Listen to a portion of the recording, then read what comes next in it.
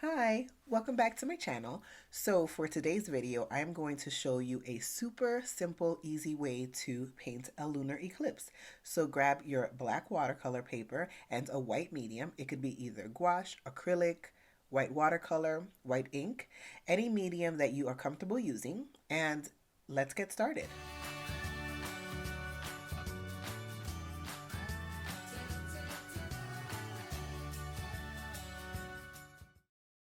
So for this tutorial, you are only going to need a couple of supplies. So you're going to need your paper, and I am using the black watercolor paper from Legion Stonehenge, which is by far my favorite black watercolor paper there is.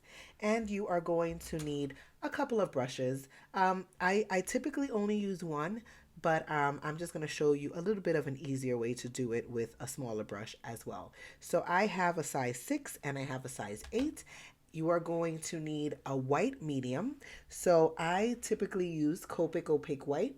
This is my favorite white because it's super bright and super opaque. You can also use white watercolor for a softer effect, white gouache, watered down white acrylic, white ink, any white medium that you have.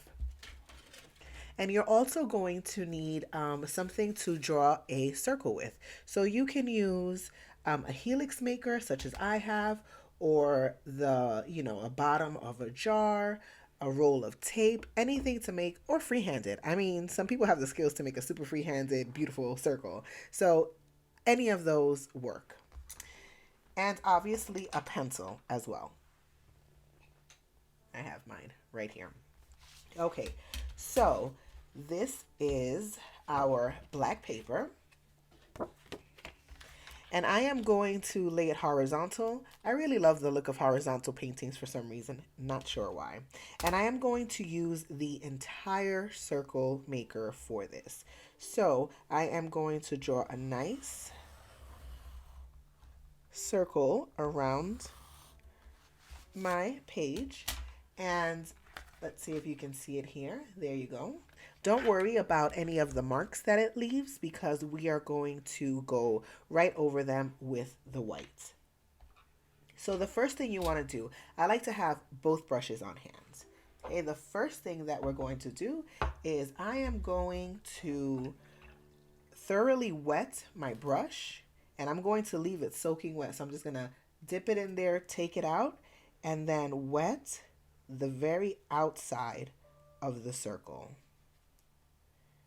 Just the outside. And try to go a little far out. You'll see here that I'm going pretty far out.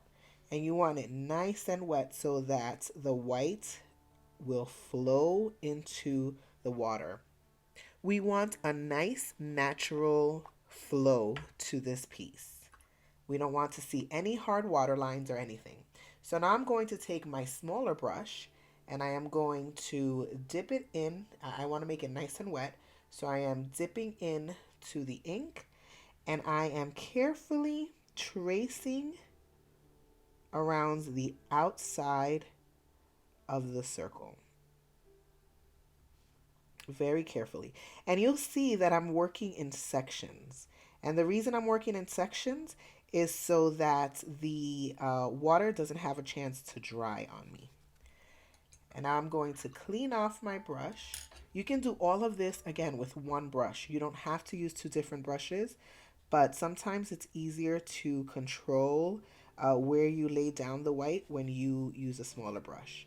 And I'm going to take some water and I am going to add it and pick up my paper and let it flow a bit. See how nicely that flowed? So I'm going to let it flow and leave it nice and natural. If the flow is a little too sharp, then I'm going to tame it down a bit by adding in some water. So the key to a nice flow of paint without having any of the hard water lines on the edges is to make sure that your paper is wet beyond the area where the watercolor is. So all of this is going to dry really nicely. All of the edges is going to dry really nicely, and the white is going to seem to disappear into the paper because the white hasn't reached the very end of the water. So if the white reaches the end of the water, you're going to have a very visible line around the water, and that is not something that we want.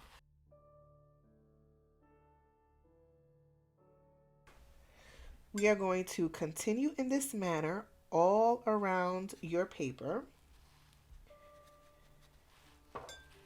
until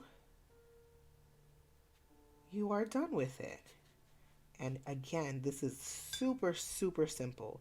You just have to make sure that you have nice crisp edges of white against the moon. And you have to make sure that the white doesn't reach the very edge of the paper.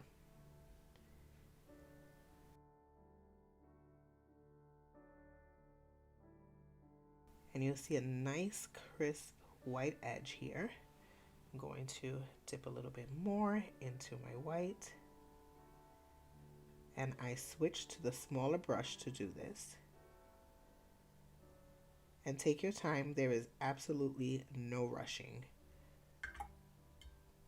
And now I'm going to go back into my bigger brush and spread some of that out. Again, you can move your paper around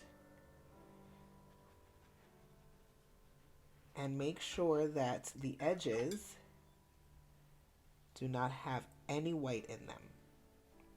So if you have to extend that water line, then now is the time to do that. All right, and now we are going to continue.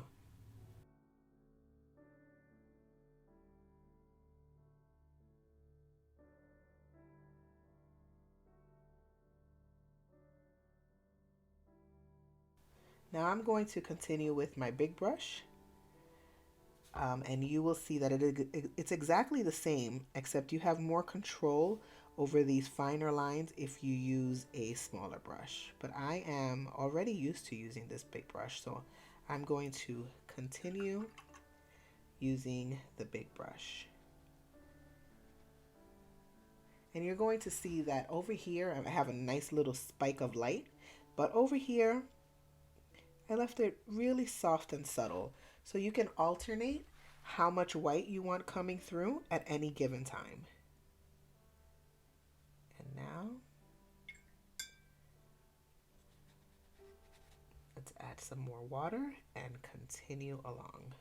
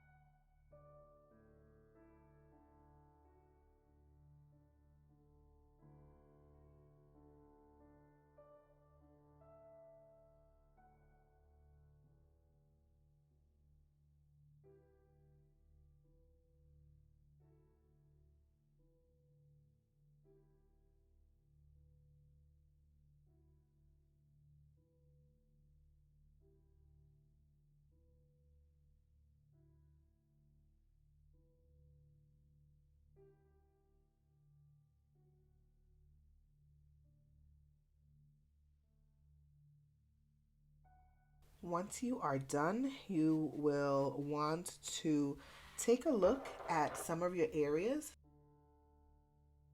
So you will see here that some of the white has traveled down to the edges of the water. So you're going to want to wet the outside edges of it and make sure that the very edge of this line, of this water line here, is clean and clear, that there is no white traveling to the very edge of your paper. If there is, just add a bit of water so that the ends of them are very clear. And you'll see here where it is beginning to dry that since the edges were clear, you're not going to have a white mist around the very end. All of that is going to stay concentrated right in here.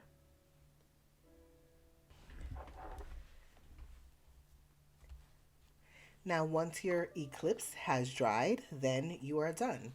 There are so many things that you can do with this. You can put these as part of a larger piece. I'll throw up an example of one that I did where I did some lettering over it, and I thought that came out really, really pretty. So I hope that you enjoyed this one. And if you do create one of your own, please be sure to tag me over at Instagram at Vanessa_paints_.